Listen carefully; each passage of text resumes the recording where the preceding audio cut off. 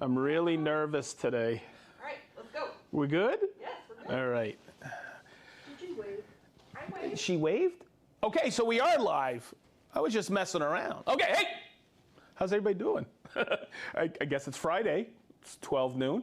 See, I got to adjust the clock. It's like I got a minute left before noon. It's slow. My clock is slow? I've been told that my whole life. Hey, everybody! Welcome to Festool Live. This is episode 183. Emphasis on one. You might have seen the promo we sent out earlier this week, or yesterday, or today. This is called Domino Refresh. So, if we remember way back when we started this journey, 4 years ago, it was April 10th, I'll never forget this. It posted April 13th. We did it live on Instagram, and we started, the first tool we did was the Domino. And we had a few people say, we have it on the Festool USA website, and a few people still to this day comment, hey, could you get those two guys with the iPhone out of the way? And one of the guys with the iPhone is still here. His name is The Unit. That's right. All right. So we're going to do a refresh on that for a couple of our websites. I was really excited when I was approached by somebody to do this, Christine. And boy, I went back and I watched it. Holy moly, did we not know what we were doing. So let me introduce the room. A lot has changed over the years. Over here we have Christine. But what hasn't changed is right behind the camera, we have Chris, the Unit Seibert, a.k.a. Mr. Vacation. And then I had to really look back at that episode, which I haven't ever done in 4 years, and I realized, Minnie, Yes. you weren't in that episode. I wasn't. I was at my desk being jealous. And now she's here, so tell Minnie where you're from. Okay, to get really, we also have Brent on the line. He was there from the very beginning with us, answering all your questions, so I didn't have to. But you want to know what's cool? I looked back at that episode, and toward the end, I was asking some of the questions, and people wanted to see a few extra things on the Domino. So, have I learned a lot since then? Yes, I have. And it's what we do in this room on Fridays. I'm going to implore you to go back and look at episode 1 and see how far we've come with this. And I'm going to tell you right now, it's because of you letting us to continue to do this. And thank you for all your support. We really appreciate it. To the point, we got an email this week from Ben and Benny from Betty's Bay, South Africa. They had a little boy. His name is, Minnie, am I pronouncing that right? Barend the third? Barend the third. They sent pictures in front of a mini sis wall. They're Festool fans. They try to watch every single one of these. And you know what? I think that's why we do what we do. Thank you so, so much. We love the pictures. Everybody here at Festool North America saw them. It was awesome. Okay. Minnie, you know what the problem with this whole thing is about doing this refresh? I have to go back and watch myself. Yeah. I don't like doing that. No. Okay. But you know what?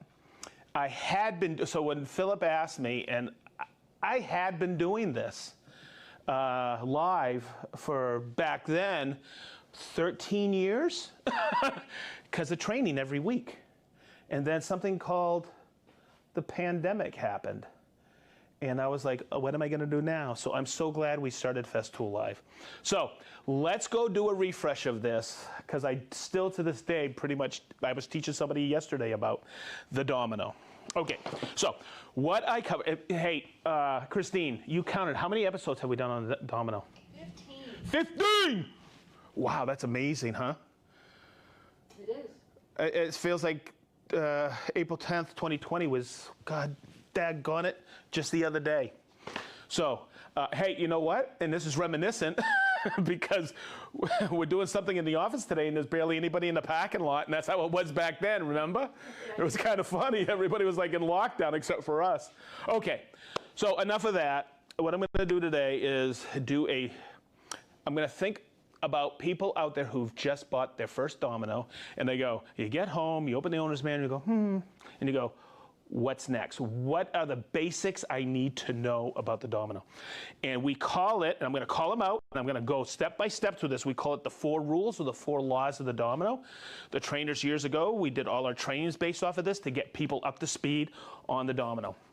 There's 4 laws: working off the consistent face of the piece you're working with the plate, working off or above the plane of the MFT3 table or your workbench, plunging in line, and 4, plunging at a steady rate. So if you hear chatter, stop, slow down. Okay? So as I go through this, I'm going to do a few different joints that are very popular to make with the domino. One of the ones we get all the time, or we get people that, as a trainer, we have to troubleshoot, is I want to make a cabinet. Okay, so let's just look at this, and I'll label it out. This will help you with those 4 things. This is the side of my cabinet. This right here is the bottom or the top. It goes in between the sides. Okay, so what I like to do is create a reference point right here. Okay, just like this. I'm just going to make a mark, okay? It's not where I'm going to lay the domino to make a mortise. I can if I want, but what this allows me to do is reference the machine properly on the right face. That's rule number 1. Mark your wood and consistently reference the domino appropriately on the referenced face. Okay, hopefully I said that. So in doing this, on this piece, I'm going to go horizontal, and this one I'm going to plunge vertical.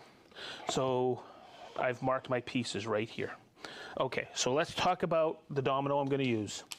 I'm going to use a 5 by 30 domino, 5 being the thickness, 30 being the length.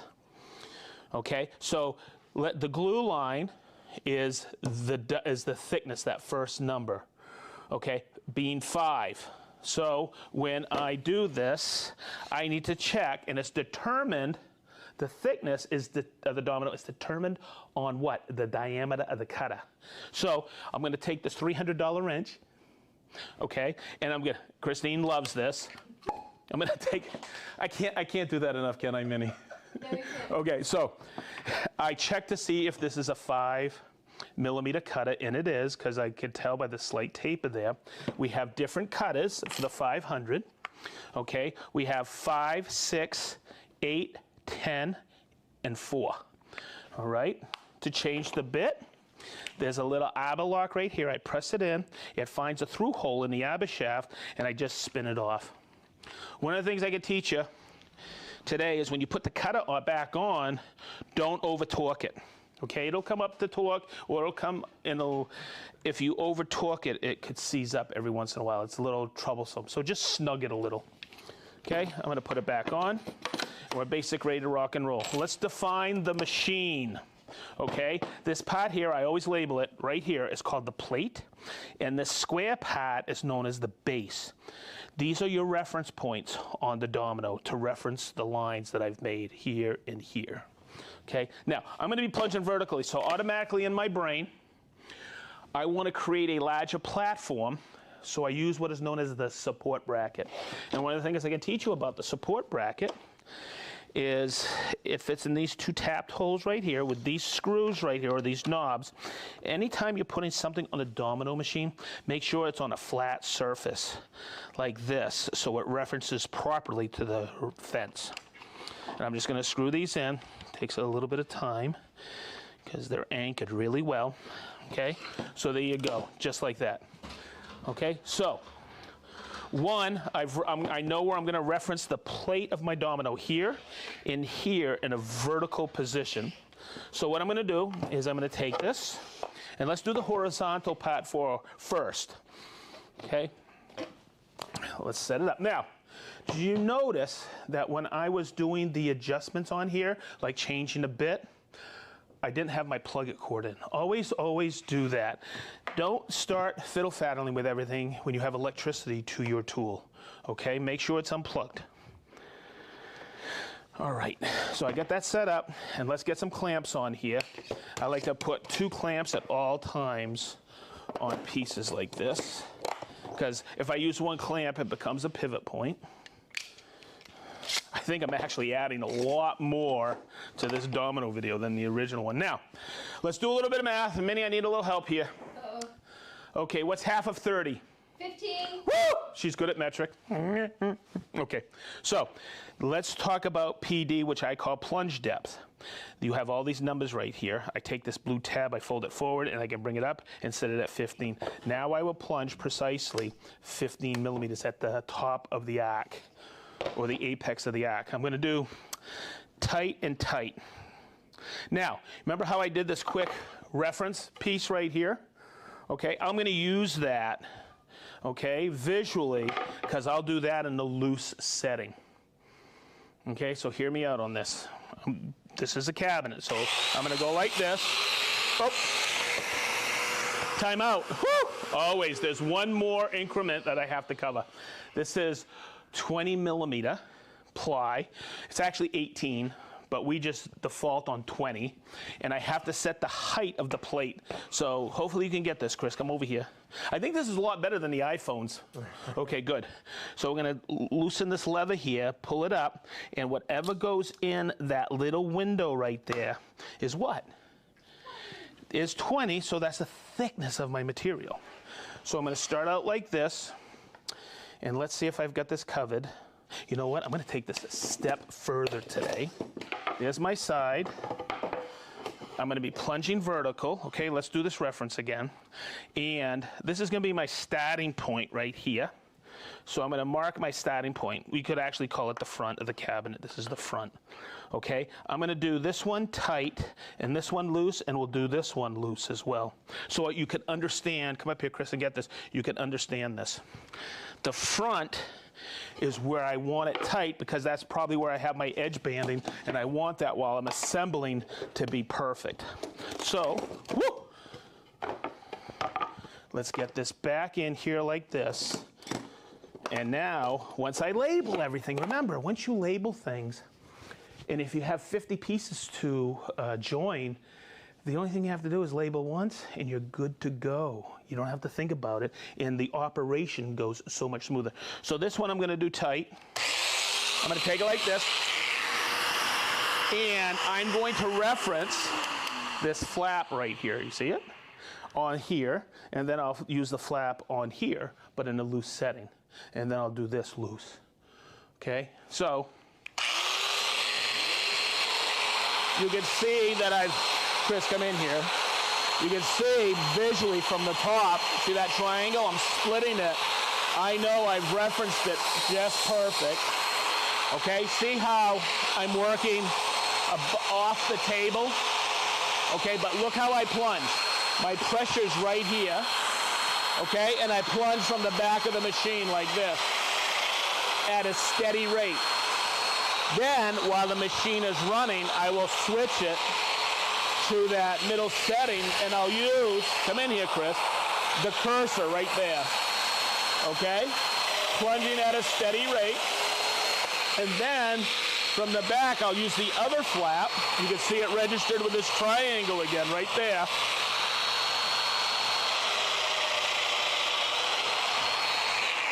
Okay, now, let's explain why. Okay. First and foremost, I've marked the boards. This is the bottom, that's the inside. So if I had referenced and not marked and used the inside, and I'm sure there's people are going to be nodding out there, you've gotten a joint like this with a millimeter offset. If you mark your boards properly, you won't get that. Okay, so that's why on the first one, work off the registered face. Number two, work off the table. Remember I told you we referenced 20 millimeter with the plate? Okay. If I take this and move it off so you can see it, there is a little offset right there. Okay? That little offset will what? Make sure your boards don't come in properly like this. So always, always, always make sure, I'm just going to re-engage this properly on the flat. Always work off the table or above the plane of the table so the base does not rest on the table. Follow? Okay, because I've seen that cause a myriad of problems. Okay, so now we're going to plunge vertically. Now I'm going to go, and I'm going to go in the right pattern that I did before. I'm going to be plunging vertically. Here's some great tips that I have learned over the years. When I'm plunging vertically, okay, I'm gonna grab that flap, okay, and I'm gonna hold it in tension right here. Chris, come over here so we can see this. See this? I used to teach people, go like this to turn it on. But watch, if I do it like that, sometimes it would go into the machine. So Greg Polini taught me this. If I just take it and I pinch it on, it won't plunge forward. So I'm gonna do that tight. And what's nice about this is because I've marked my boards, I know, okay, where that face is. I'm gonna look right down here. See that, Chris? Just like that. Okay, hopefully you can see it. And I'm gonna use my cursor, but I'm also always turn this knob while the machine is running. I'll plunge in a vertical position. And from here, I'm gonna take it like this. Okay? So I'm just gonna set that down. And someone may ask, why don't you just do them all tight? Well, the problem is if this is a long run, guess what? You have to have somebody help you put it down at a perfect 90 degrees. Where here in assembly, I have a little wiggle room. And I could take that and look, you see that right there? That is perfect glue line. Now, the fourth reason is if I plunge too quick, there's a climb cut on the cutter. And what happens is I'll hear this from people at trade shows. Oh, my tendons are shrinking. No, they're not. You're plunging too quick because what's happening is that climb cut's lifting the cutter in there. So you should always have a tight fit like that. Look at this, all tight. It's just that here we have a little lateral tolerance. So when we're assembling, I'll find that front one. And then those will fall right in place. That's perfectly flush. That's perfectly flush. So say that has the edge banding. Now, when I go to assemble or glue or screw this together, guess what? There won't be any movement, and that will always stay aligned. So daggone perfect. See that? Whoop, whoop, whoop, whoop, whoop, whoop, whoop. There it is. Okay. So hopefully, the third one I want to go back to is plunging in line. I used to get this all the time, and I was like scratching my head to the point where I lost all my hair. Okay? I was getting, whoa, keep that right there. I was getting boards like this, look, coming together like this. And I swear I was doing everything right, and then all of a sudden, I'd get a few like this together, but then all of a sudden I would get them like this. I was going, what am I doing? And what I was doing was this. I was taking these boards when I was using it, okay, and I was grabbing onto this. So I always look for shadow lines here, okay, and here. I was doing this. I was holding it like this, and you'll see how that opens up? Christine, you can see that on the camera? Okay, or more so, I was doing this to compensate. Look, see that? So I learned the best way is the only pressure is right here. Let the machine do its job. It's held in tension when I hold this handle here on the face, and when I plunge in line like that, I don't put any tension up or down. So that's why we always say plunge in line. Okay, so the next one I'm gonna do is this, okay? Check this out. What am I gonna do? Mark the face, my reference face. So just like this, I'm gonna mark the face like this. I'm gonna do a miter joint. Hey, Chris, I ever show you a picture of my ex? Oh. Never mind, okay. No. Christine, you smiled, come on. Well, never mind, okay. Whoop, whoop, whoop, whoop, whoop. All right, nothing but the best for you guys. I worked on that one all night long at the Comedy Store. Come on, give me a little break here. Okay, so what I'm gonna do is I'm gonna take this, and pretty simple, I'm gonna turn it back to the tight setting. And when you're doing miters, this is what is known as long point, and that's the short point. I always will reference the flap in the tight setting, what? From that long point. Now, if I put too much pressure, it'll rock like this. So what I do is I start it up, I grab that long point, and I put my thumb like that, and I plunge in line, just like that, and you'll see that's a tight, right, like that. Whew. Someone once said, I don't like it that the tenons are so tight on the domino. I go, yeah, it's a real drag that you get actually a real good woodworking joint with the domino, huh? Growing up and hand cutting mortises and chopping them out and then hand cutting tenons, this sounds really weird, but that's a joint to die for. It's absolutely perfect. And now I'll do the other one with the opposing flap.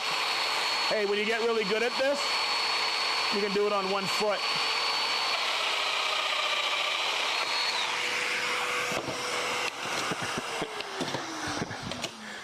So some of this is new from the first one. Okay, so when you put this together, look, the one thing you want with a miter is what? You want that to be perfectly flat. You want the long point to line up. But also, the caveat, the really cool thing about this, the huge takeaway, is I can use a right angle clamp on there because both of them are tight from the long point. If it was a wide miter, I just scribe a quick witness mark and then put a loose setting in there. But from the long point, the first one should always be tight. That way there you can get right angle clamps on there and you can have a perfect joint. Every single time, just set that anywhere. Okay, whew, we're doing good. So here's one for you. I think I did this in the first one too. I want to create a fixed shelf in the middle of a cabinet. Okay, I don't want to have to set up a dado blade. Okay, those can be a royal pain in the patoot. What I'll do is I'll just do this real quick. I'm just going to scribe a line here at the top of my shelf. And this is my side. Okay, I'll write T here for top. This is the top, and this is my shelf. Okay, see how I labeled everything? Now, this is a great joint to do. And but what I like to do is just keep things wicked easy. I'm actually going to take the support bracket off, even though I'm going to be plunging vertically. All right, okay. I'll just take it like this, make sure. And you know what? I'm going to increase the base a little bit so I have a large place to set this vertically. And I always remember this. I'm going to take my top and set it to the top. So I always say top to top, and I'm going to lay it out like this. Let's get a good view of this. Bring it right in. So there's my top. Okay, I guess my layout line isn't the greatest. I'll just redo that so it looks good. Okay, so I have it like that. It's even here, and I'm just going to take this, because this is an increment of reference on the domino that everybody should know. Remember I said this square part was the base? Okay, the distance from the base to the center of the cutter is 10 millimeter. And even right here, see how it's milled right here and right here? That's also a reference point for 10 millimeter. But I like to use it like this. I'm going to take it like this. I guess it moved when I clamped a little.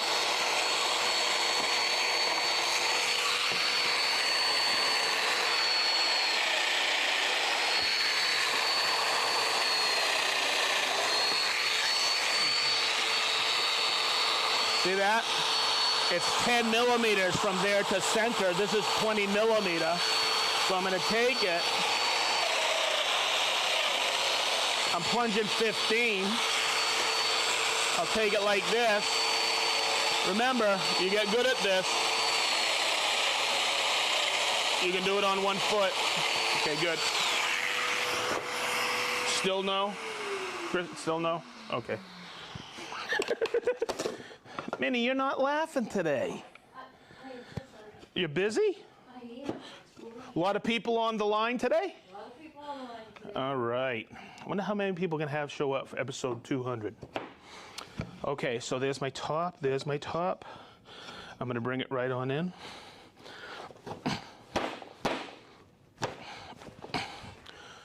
Look at that.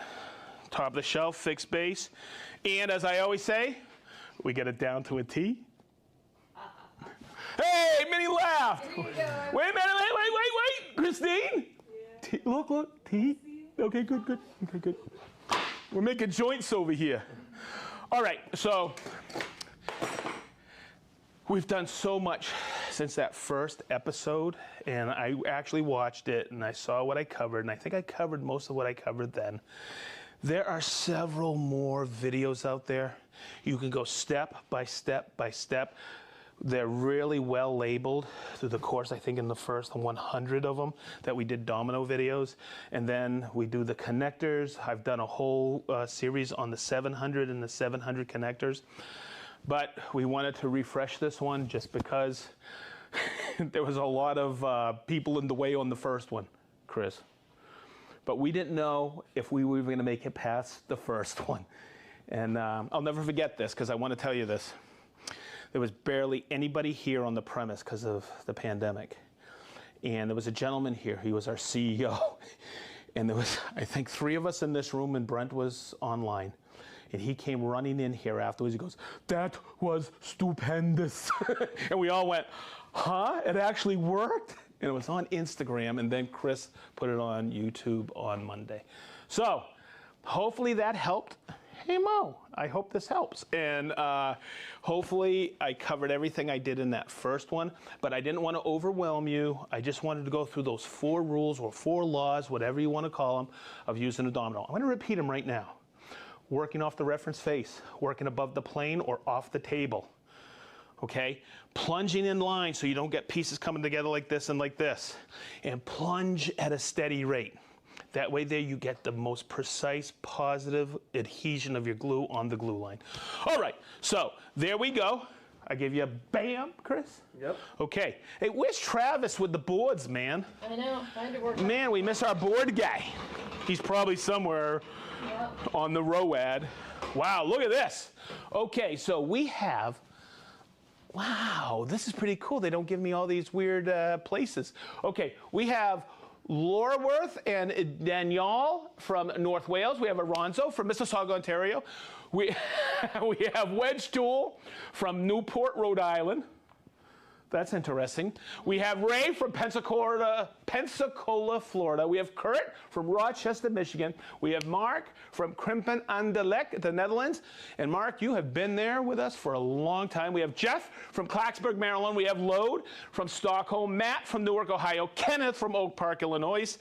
Robbie Juan Kenobi from Corinth, Texas. Randy from Illinois. Craig from Greeley, Colorado. Angie, first time live from Madison, Indiana. Wow. How you doing, Angie? We have Yev from Shake Heights, Ohio. Paul from Dayton. Des from Harrogate, England. Dayton, that's Dayton, Ohio. We have Arthur from Brandywine, Maryland. Dan, my main man Dan from Kingman, Arizona. We have Paul from Reading, Berkshire, UK. Mike from Haven, PA. Carrie from Dallas, Texas. Karen from Sugar Hill, New Hampshire. Jerry G from Sugar Grove, Illinois. Tom and Kelly from Eatonton, Georgia. And I'd be willing to bet they were there for that first episode. Okay, we have George from Tallinn, Estonia. Dana from Yalcott, Washington. Bermuda, Steve. John from East Hampton, Connecticut. Michael from Puyallup, Washington. Dayton Woodcraft Crew. How are you guys? Pappy G from Tennessee. Hey, that's pretty cool. It is, isn't it? Is that Pappy Van Winkle? No, Pappy G. Okay, we have, not that I know about that stuff, Mormon from Fallbrook, California. We have Mark from Los Angeles, California. Dave Blair from Portland, Oregon. Woo! We have Jeff and Jill from Allen, Texas. You guys were here last week and I wasn't, or this week and I wasn't. I was on PTO. We have Doug from Zionsville. Matt from Tinley Park, Illinois. We have Chris from Minneapolis, Minnesota. Merlin from Walla Walla, Washington. I just like saying Walla Walla. Okay. We have Joe from Waseca, Illinois. Andrew from Toledo, Big Island Ed. Mike Martinez from Austin, Texas. Eric from Huntsville, Alabama. You know what I'm thinking of right now? I just got to tell you all this. I'm reading this board, Minnie. I'm reading these boards, and it's really cool that these people are with us this whole time. Oh, yeah. And what's really cool is I met quite a few of them being out on the road. Mike Martinez is one of them. This is so cool, guys. Thanks for being there. Hey, it's Russ from Chester, UK. You've been sending me some good messages, Russ. Thank you. Jason from Fenton, Michigan. Rob from Devon, England. Dirk, oh my God, it's him. It's Dirk! Dirk from Dayton. We have we have Andy from Enfield, Connecticut. We have Blake. Oh my God, Mr. Weber, how are you? From Novato, California. Did I say Andy from Enfield, Connecticut? I hope so. Petri from Uolavi, Finland. Jacob from Rhode Island. Christopher from Malta. He's been with us for all the episodes, I believe. Mark from Woodcraft, Springfield, Virginia. Johnny O from Atco, New Jersey. Peter from Melbourne, Australia. It's wicked early in the morning there, I imagine. Rick from sunny Blackpool, UK. Michael from Edmonton, Alberta. Justin from Festool CX Hero. From Festool, he's a customer. Oh, he's the customer guy. He's the new customer Festool guy. Okay, Dale from Swaddling England. Willie, Sparktrician. Gary from Beers with the Boys, Plano, Texas. Dennis from Tacoma, Washington. Jason and Yana from Granite Falls, Washington. We met them when we were out in Oregon. Steve from Preston, UK. Minnie, you still got more? Okay, we have Salim from Federal Way, Michael from Oahu, Cameron from Annapolis, Maryland, Derek from Tallahassee, Florida. It's Dave and his counterpart. You guys know who that is from West Virginia. It's Gwen. We have Leslie joining from Paris, France. We have Rick from Miami. James from McKinville, Tennessee. Flint from Cary, North Carolina. Dejuric from Belgrade, Serbia. See how I pronounce that? Huh? That's very good. Craig and Tyler from Virginia. I know those guys. Dale from Hillsdale, Michigan. Javon, no, it's Jevin from Upper Sandusky, Ohio. He makes really good smoked. Mark from Anaheim, California. Stevie from Switzerland. What? Smoked meat. Okay. He's one of the best smokers in the Midwest, and I'm not kidding. Stevie from Switzerland. I've had few briskets from him. They're wicked. Stefan from Augsburg, Germany. Ed from St. Paul, Missouri. The Warped Woodsman. We met them out in Oregon, didn't we? Mark from Bamberg, England. Holy moly, Minnie. We have Keith from Bozeman, Montana. It's so well written. You are the best printer ever. Leo from Holland. Johnny Ringo from Searsport, Maine. Soren from Denmark. Rick from Lanark, North Carolina. Is that run or rum? Rum. Rum from Kingsport, Tennessee. Jeff from Down Under. Steve from Nashville, Tennessee. Joe, my main man, Joe from Akron. Oh, how are you, Joe? We have Martin oh boy, Minnie. Emmerkompaskum, Holland. See, you spoke too soon about locations. B. Double Dizzle from Bentonville, Arkansas. Hey, do you know that person? John Doe, 1999, from Mississauga, Ontario. We have Marlon from Jamaica. We have Tim from Livingston, New Jersey. Michelle from Paris, Texas. Gary from Plano, Texas. Lacey from Budapest. Dave Pugh from Draper, Utah. How you doing, Dave? Woo! We have Johnny from Memphis. Jason from Puyallup. That's Washington. Yes. Jisco from California. Mike C. / Big D. And also, holy moly, this is first. We have DeWitt from Ethiopia. Yes. So it's Mike C. and also Big D. Oh, okay. How you guys doing? But DeWitt from is the first time we've had Ethiopia, isn't it? It is, I believe so. I believe so as well. Wicked cool. Man, welcome aboard. So can the Domino do compound joints? Yes. Okay. Hey, very much so. And I actually did compound joints. And I forget what episode it was, and I covered the whole thing. We made a tapered column. So it was a compound joint. It's in the description.